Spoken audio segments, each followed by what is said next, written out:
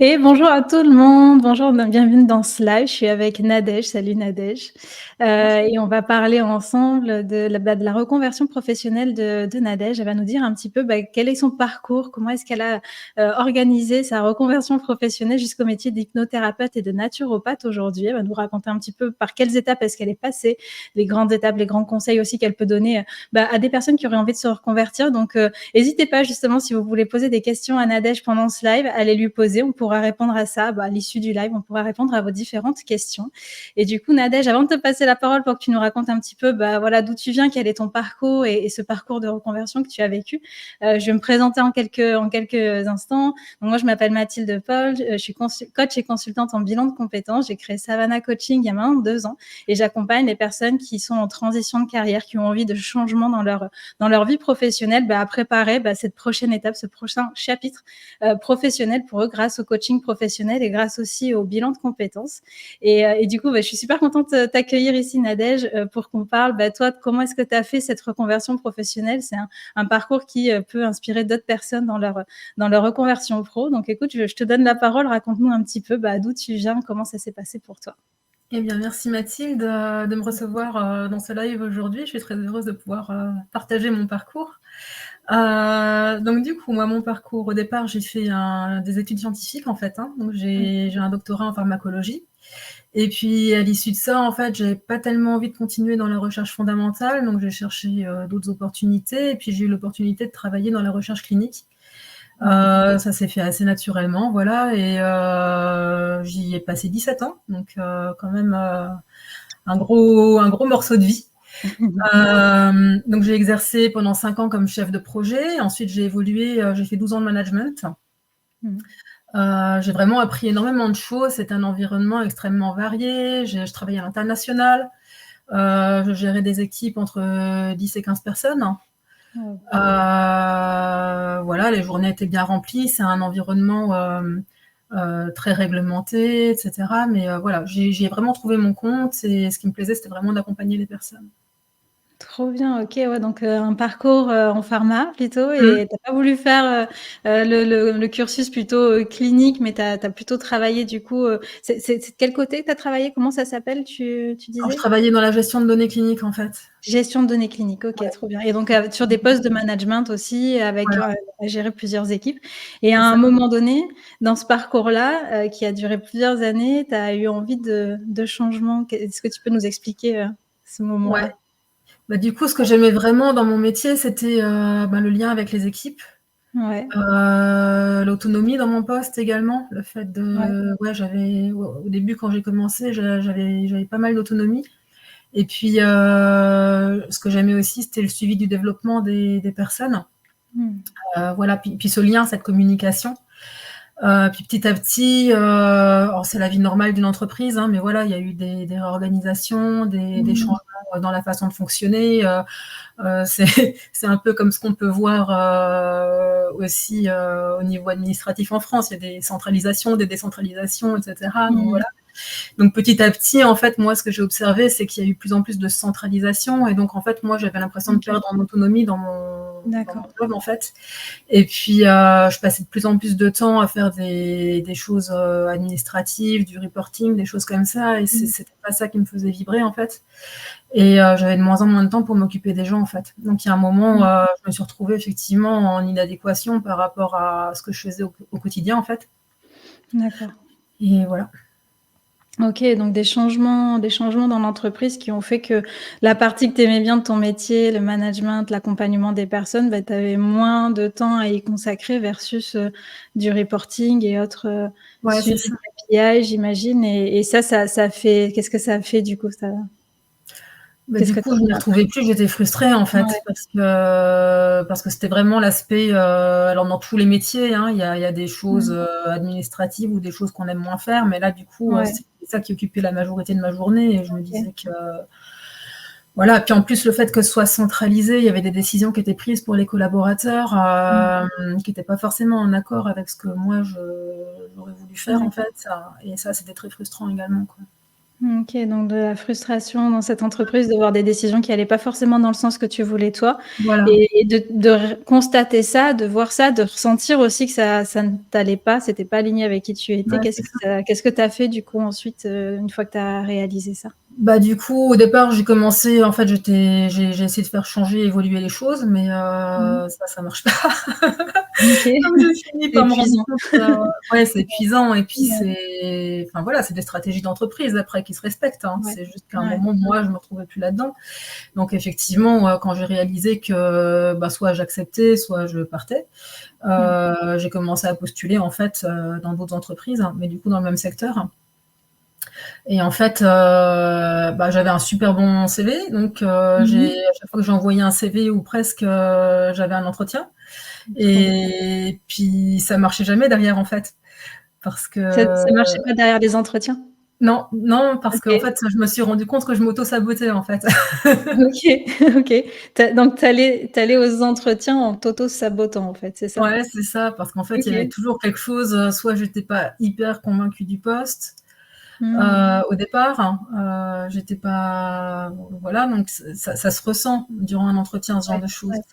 c'est Soit sûr. j'étais, convaincue par le poste. Il y avait toujours une réticence où je posais la question, qu'il fallait pas poser ou enfin, il y avait toujours un truc OK. et j'ai fait beaucoup de recrutement moi-même pendant que j'étais manager et du coup, enfin, je sais ce que c'est.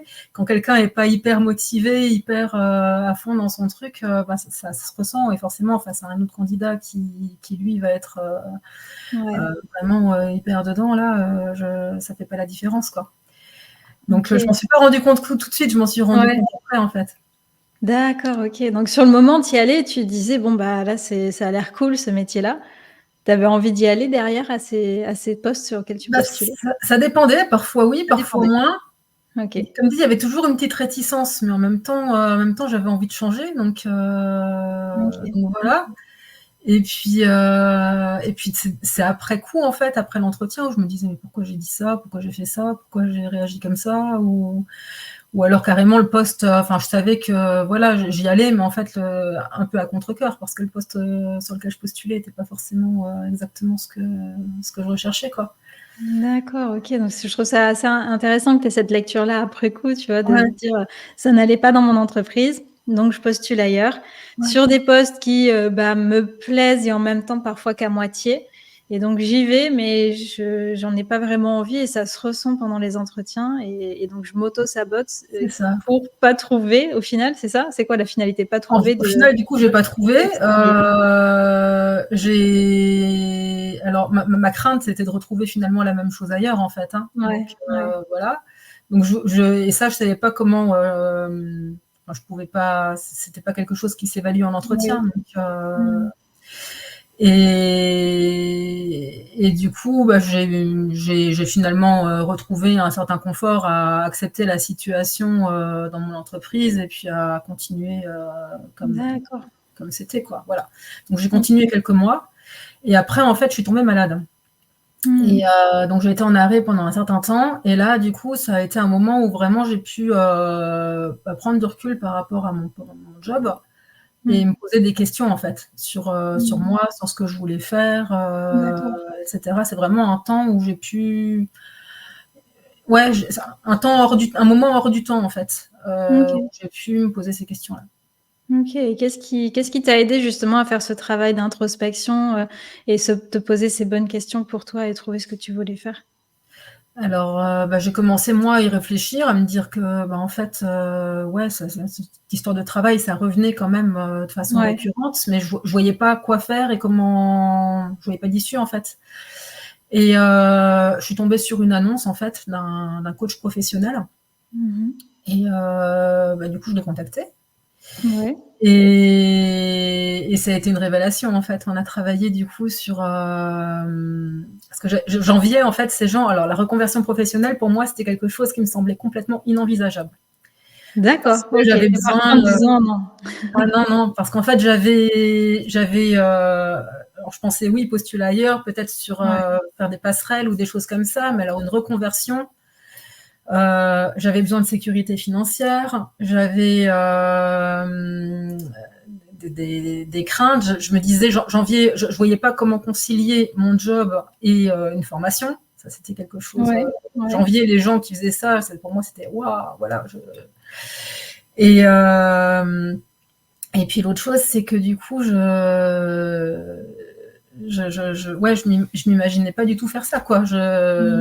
Entre le problème de temps, les problèmes de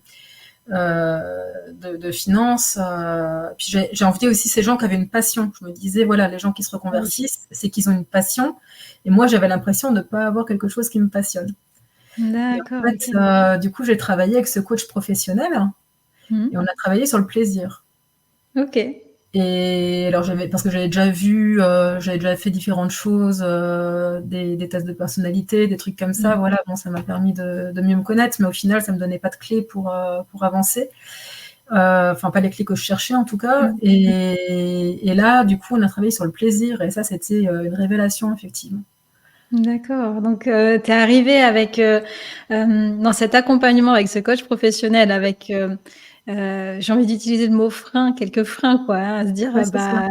la reconversion, je l'envisage pas pour moi.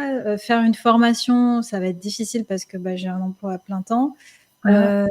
Enfin, et plein de choses en fait qui faisaient que au final tu t'es dit bah non, ça va pas forcément être pour moi, j'ai pas de passion aussi, donc c'est les gens qui se reconvertissent, c'est des gens qui ont des passions, qui le nourrissent depuis longtemps, et cetera. Et donc tu es arrivée dans cet accompagnement-là avec ça comme représentation avec toi. Exactement. Et au final, qu'est-ce qui te fait plaisir? Qu'est-ce que tu as fait qu'est-ce qui avec cet accompagnement, pardon, avec ce coach, qu'est-ce qui est Ouais. ressorti de ce qui te faisait plaisir? Bah, du coup, voilà, donc on a travaillé sur le plaisir, vraiment sans frein. Donc l'idée, c'était de travailler sur des choses quotidiennes, sans forcément penser à métier, profession, etc. Et moi, en fait, de façon naturelle, je me suis toujours intéressée à déjà la naturopathie et ces choses-là. Alors, OK. les soins naturels, c'est quelque chose qui m'a toujours intéressée. La naturopathie, du coup, comme dit, j'étais en arrêt maladie, donc je m'étais intéressée plus d'abord pour moi. Et puis, au final, je me suis rendu compte, voilà, avec mon background en pharmacologie, etc., que en fait, ça me faisait vibrer de faire ça. Et puis l'autre chose qui me faisait vibrer, c'est moi, je crois très fort au lien entre le corps et l'esprit. Et comme dit, ce qui me plaisait dans mon job d'avant, c'était l'accompagnement, la relation. Essayer d'aider les gens finalement, même si voilà, après le rôle d'un manager c'est différent, mais voilà, c'était ces aspects-là qui me plaisaient dans mon job. Et je me suis toujours intéressée à la psychologie, et alors voilà, de façon autodidacte et juste par intérêt personnel, mais du coup voilà, l'hypnose s'est imposée à moi de façon assez immédiate en fait. D'accord. Comme complémentaire à la naturopathie. Et au final, aujourd'hui, je fais plus d'hypnose que de naturo. C'est vraiment mon truc, en fait. La naturo, elle vient en complément de ce qu'il faut proposer en hypnose. Trop bien. Ok, donc si je résume, il y a tu t'es rendu compte que toi, tu aimais aider les personnes, en fait, et Voilà. c'est ça qui faisait que tu aimais bien ton poste d'avant, notamment dans ta posture de manager. C'est ça. Tu pouvais accompagner les personnes et donc leur apporter une forme d'aide. Et ça te motivait. Voilà. Sans mettre le mot passion, ça peut en être une néanmoins.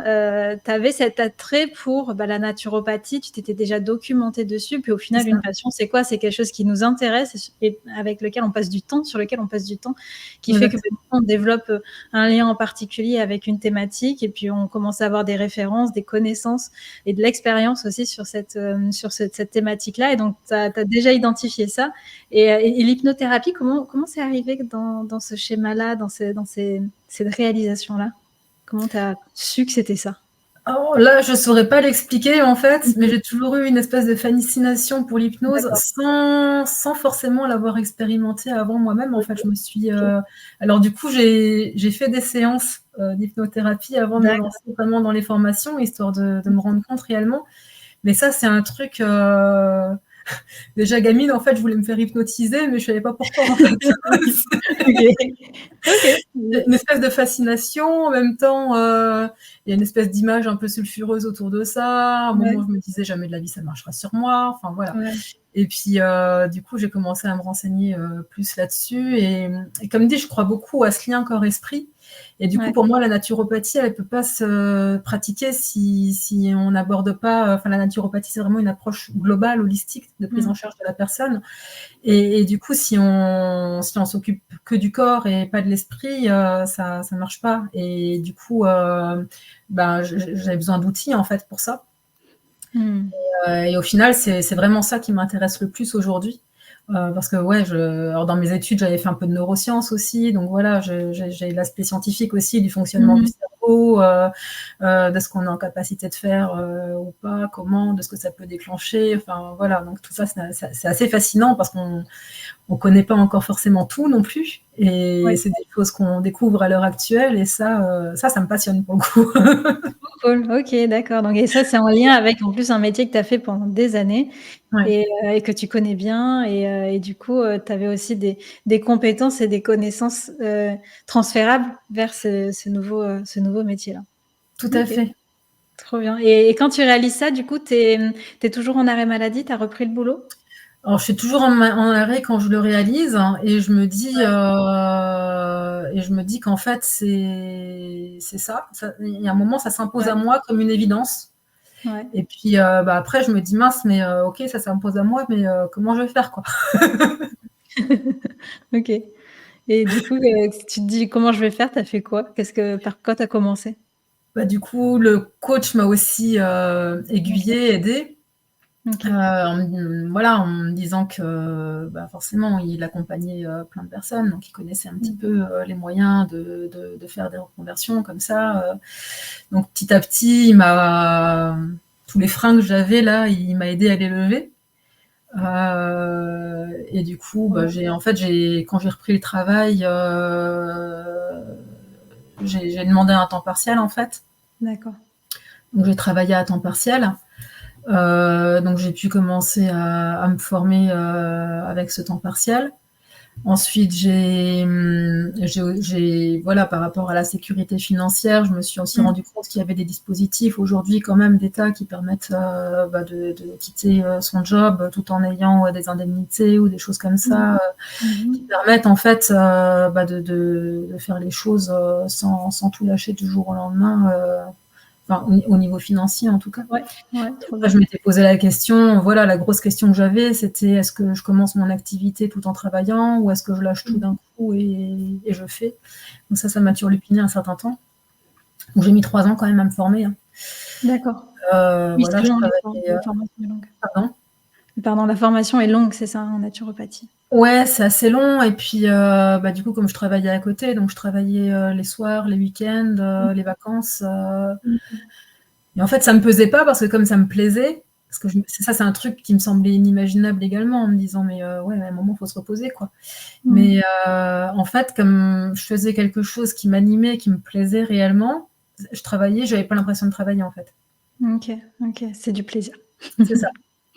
Et du coup, donc tu t'es mis un mi-temps pour dégager du temps, pour te Alors c'était former dans un premier temps? c'était pas du mi-temps, c'était un 80 mais, Oui, oui, voilà, c'est ça juste m'avait suffi quand même, 1 journée par semaine et les week-ends, c'était cohérent. ouais, OK, d'accord, donc temps partiel, 80 pour, te former pendant Ouais, 3 ans, c'est ça? ouais, c'est ça. OK et à l'issue de ces 3 ans, quand la formation a été terminée, qu'est-ce que tu as fait? Bah, du coup, j'ai aussi eu le temps de mûrir mon projet durant ces 3 ans. Ouais. De me renseigner sur les différentes possibilités, vraiment de façon approfondie sur, ce qu'on peut faire, ce qu'on peut pas, légalement, les moyens d'accompagnement et cetera. Ouais. Et donc finalement, à l'issue de ces 3 ans, bah, j'ai pris la décision de tout lâcher d'un coup. OK. Donc voilà, donc j'ai quitté mon entreprise et puis, j'ai lancé mon activité Ouais. et voilà, donc ça a été pas évident, quoi, hein. Ça faisait un peu, Ouais. saut dans le vide. Ouais, saut dans le vide, qu'est-ce qui t'a aidé justement à, bah, le faire ce saut, à te lancer quand même? Bah, j'étais convaincue par ce que je faisais, en Ouais, fait, OK, et j'y croyais, donc je me suis ouais. dit: «C'est le moment ou jamais», et puis, je me disais aussi que, bah, voilà, rien n'est jamais irréversible dans la vie. C'est pas parce qu'on fait un choix à un Mmh. moment donné que qu'on peut pas revenir dessus par la suite, donc je me suis dit: «Faut l'essayer, faut y aller». C'est ce que je ressentais à l'intérieur de moi, voilà, OK, j'ai et OK. du coup, j'y suis allée et puis voilà, OK et en même temps, ça faisait déjà 3 ans que tu nourrissais ce c'est projet, ça. par la formation et par aussi le fait de te documenter, donc ça a apporté aussi, j'imagine du concret, enfin, de l'objectivité sur ton projet, Tout à d'avoir fait fait. ces recherches et peut-être projeté, Ah ouais. bah, je me suis lancée, c'était pas non plus, juste comme ça, le saut dans le vide. J'avais un Ouais, ouais, business plan, je savais, j'avais fait des formations, effectivement, création d'entreprise, donc OK, voilà, j'avais une idée claire de ce que je voulais faire, des étapes par lesquelles je voulais passer, de OK, comment j'allais communiquer, de ce que j'allais mettre en œuvre. OK. Le business plan, comme dit, j'avais du coup un plan financier, qui tenait la route. J'avais contacté OK. un comptable également pour voir, la faisabilité des choses.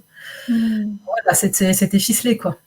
OK, donc tu t'es formée, tu t'es Ouais, aussi entourée, documentée pour c'est rendre ça, ça, concret et réaliste exactement. et là maintenant, où est-ce que tu en es aujourd'hui par rapport à ton lancement?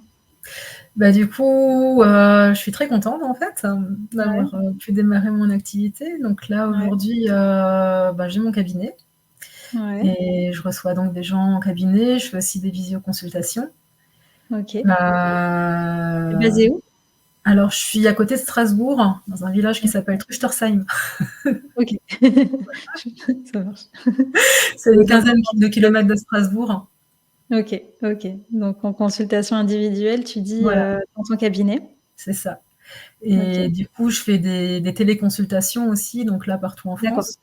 OK, super. Et je démarre également des consultations, des interventions en entreprise, OK, parce que du coup, j'ai aujourd'hui plein de cordes à mon arc, ouais, et notamment, ben, j'ai fait de la programmation neurolinguistique également. ouais. Donc c'est des techniques de communication et de compréhension finalement, de la personnalité, du fonctionnement des personnes. Et ça, en fait, je me rends compte, je renie pas absolument pas mon passé, en fait. Je pense qu'il y a certaines personnes, quand elles font des reconversions comme ça, qui mettent une espèce de barrière et puis Mmh. qui repartent sur autre chose, qui veulent plus entendre parler de ce qu'elles faisaient avant. Moi, c'est pas mon cas, en fait. Je pense que j'ai développé des compétences, je pense que j'ai Mmh. développé un savoir-faire. J'ai été confrontée à certaines problématiques, notamment autour de la gestion du stress et des choses comme ça en entreprise. Mmh. Et en fait, je pense que les outils que j'ai à disposition aujourd'hui me permettent d'accompagner les personnes, en fait. Mmh. Et OK. voilà, donc je propose des ateliers en entreprise, des journées de formation, et pour les entreprises qui identifieraient des collaborateurs qui en auraient besoin, je fais aussi des consultations individuelles, du coup. Donc soit D'accord, sur trop place dans bien. l'entreprise, soit en téléconsultation au cabinet. Voilà. OK, trop bien et du coup, pour tes ateliers, c'est des entreprises qui, seraient dans quelle situation? Qui auraient quelle problématique? Quel objectif, pour qu'elles viennent, du coup, faire appel à tes services?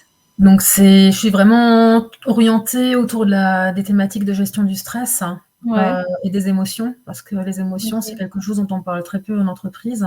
Ouais. Et en fait, ben, on a beau analyser les choses de façon la plus rationnelle possible, c'est nos émotions qui nous gouvernent. Mmh. Et donc c'est important, en fait, d'en avoir conscience et de savoir comment les gérer. Voilà, D'accord. donc mes interventions, elles sont à destination, bah, soit des collaborateurs, hein, Ouais. soit des managers, parce que parfois les équipes managériales aussi sont, bah, confrontées à ces problématiques de stress et savent pas forcément comment, aider leurs équipes, en fait, et Mmh. ce qu'elles peuvent mettre en place pour, relâcher la pression. D'accord. OK, donc si, une entreprise, sent que dans ses équipes, il peut y avoir du stress qui est là, qui est latent, on peut faire appel à toi pour organiser des ateliers qui permettent de faire redescendre, un petit peu cette pression-là et C'est mieux ça, gérer du coup les émotions en général au sein des équipes. c'est ça. Et OK, puis quand il y a des avec la problèmes, du possibilité coup, ça se reflète ouais, aussi quand il y a beaucoup d'absentéisme ou quand il y a des mmh, problèmes de performance des collaborateurs, parce que ça, quand on est trop stressé, il y a un moment, ça va impacter la performance également. C'est sûr, ouais, l'implication potentiellement, on C'est peut ça. vouloir prendre du recul du coup et puis un peu moins s'impliquer, Exactement. faut prendre de la distance. OK, bah, chouette, c'est trop bien. Bah, du coup, tu as à la fois ce côté, accompagner les personnes, les individus, les particuliers, Mmh. mais aussi accompagner les groupes, accompagner les équipes, les entreprises à mieux vivre en fait, bah, leurs émotions, et ce rapport du coup entre corps et esprit aussi du coup à retrouver aussi ça dans les entreprises. Exactement. Ah, OK, Et puis OK. j'interviens également, donc il y a des entreprises qui ont des problématiques de burn-out, surtout depuis le Ouais. Covid. Il Mmh. y a quand même beaucoup de personnes qui sont fragilisées et qui ont des problèmes, de cet ordre-là. Et donc j'interviens, en Mmh. prévention des risques, psychosociaux du coup pour, Ouais. ouais, expliquer un petit peu les mécanismes, qui mènent au burn-out et du coup proposer aussi des solutions pour prévenir ça. Mmh, OK. Et Trop puis bien. j'accompagne les personnes, du coup les collaborateurs qui reviendraient de burn-out, souvent les managers et les équipes, les entreprises savent pas forcément, comment les accompagner au mieux en fait. Mmh. Et là aussi du coup je peux intervenir.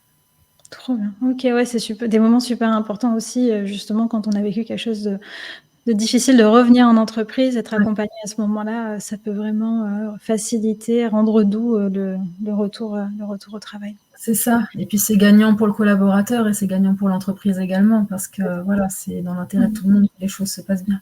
Complètement. Trop bien. OK et au final, quand, on regarde tout ce parcours que tu as eu, et ce changement professionnel que tu as fait et là où tu en es aujourd'hui, tu dirais que ce qui a été le plus difficile pour toi dans ce parcours de reconversion, c'était quoi?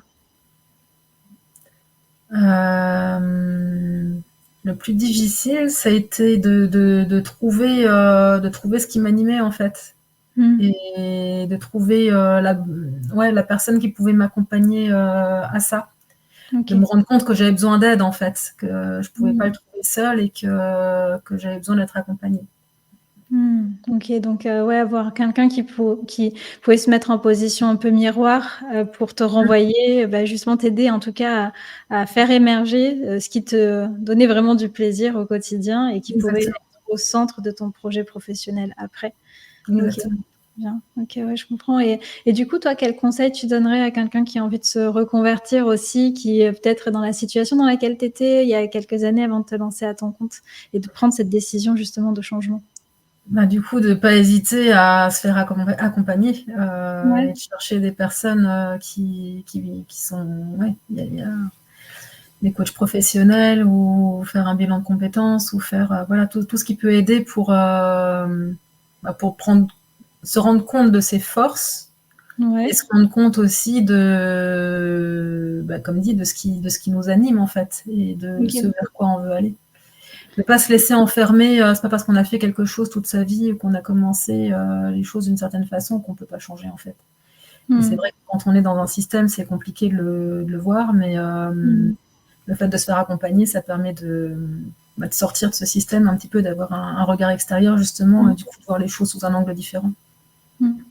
Ouais, ce que je retiens aussi de ton parcours, c'est que même si on se dit qu'à un moment donné, on n'a pas de passion, du coup, est-ce que c'est vraiment pour moi de me reconvertir puisque j'ai pas de Mmh, passion? Bah, si, en fait, on a tous des choses qu'on aime, qui nous passionnent, en fait, qui exactement. nous rendent très curieux, curieuses, qu'on a envie d'explorer, sur lesquels on peut passer énormément de temps sans voir le temps passer et Mmh, ça, on en a tous dans ce que tu partageais aussi, il y a ce côté, se dire que peut-être la reconversion, c'est pas pour moi parce que, j'ai un boulot à plein temps ou même si, je ménage un 80 enfin, j'ai un travail, est-ce que je vais pouvoir refaire une formation à côté ou pas? Et tu as partagé que tu avais beaucoup, il y avait beaucoup de peurs qui étaient là au démarrage, mmh, et au final, le fait d'avoir avancé petit à petit dans ton projet, en passant d'abord par l'étape formation, puis le fait de te ouais, documenter, ça a rendu la chose plus, c'était plus un saut dans le vide. Tu as dit saut dans le vide au début, puis après tu disais: «Non, c'était pas vraiment un saut dans le vide». Je me suis renseignée, c'est ça, j'ai exploré la carte en fait dans laquelle j'allais c'est et ça. c'était pas tout noir quoi, c'était éclairé. C'est ça et définir des petites étapes en fait, Mmh. pour avancer pas à pas et pas parce que c'est sûr que si on parle juste de reconversion professionnelle, on a l'impression d'avoir, l'Everest devant soi. Ouais, ouais. Et bah, du coup, définir des étapes et puis voir, voilà, on avance, petit à petit et à chaque instant, on Mmh. peut, faire des choix et aller, d'un côté ou d'un autre, Ouais, ouais, ouais, on peut rechoisir à chaque fois. voilà, ou C'est pas revenir là où on était définitif. avant ou Mmh. dans tous les cas, il y a rien de définitif, quoi. C'est à chaque Ouais, instant, on peut faire des choix ouais, appropriés. trop bien, OK. Je vois le temps qui file, ça va bientôt faire, 1/2 heure qu'on est Mmh mh. ensemble.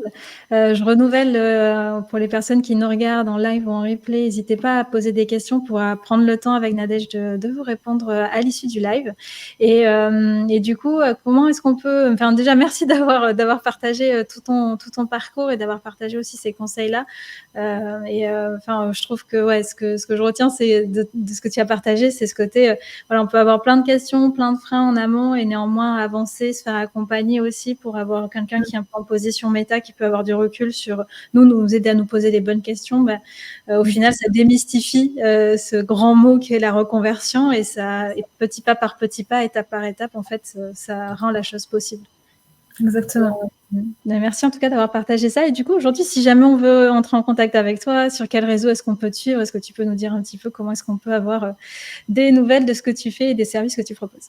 Donc je suis évidemment sur LinkedIn, Ouais, et à mon site internet du coup qui est également, disponible, sur LinkedIn dans la bio.